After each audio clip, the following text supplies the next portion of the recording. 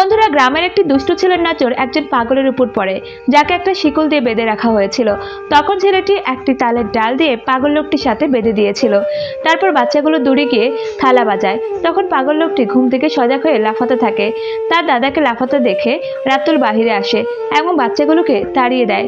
কিছু বছর আগে এই বুড়ো লোকটি বড় একজন শিক্ষক ছিল, কিন্তু কোনো একটা কারণে সে পাগল হয়ে যায়। পরের দিন সবাই যখন স্কুলে খাবার খাচ্ছিল, তখন ওই ছেলেটি এসে রাহুলের খাবারে মাটি দিয়ে দেয়। তখন রাহুল দৌড়ে গিয়ে ওইসব বাচ্চাদের সাথে লড়াই করতে থাকে। ওই স্কুলে রাহুলের বাবাও শিক্ষক ছিল, এই জন্য লড়াই করার কারণে রাহুলকে বেশি মারে। ঘরে আসার পর রাহুল তার মায়ের কোলে শুয়েছিল এবং তার শরীরে মারার আঘাতের দাগ ছিল। এই জন্য মা বাবার সাথে অনেক ঝগড়া করে। পরের দিন আবার ওই ছেলেগুলো রাহুলের দাদাকে বিরক্ত করছিল, আর যখনই রাহুল বাইরে আসে তখনই ছেলেগুলো পালিয়ে যায়। কিন্তু ওই দিন আর দাদা উঠে লাফায়নি। তখন তারা সবাই দাদার কাছে গিয়ে দেখে তিনি মারা গেছেন।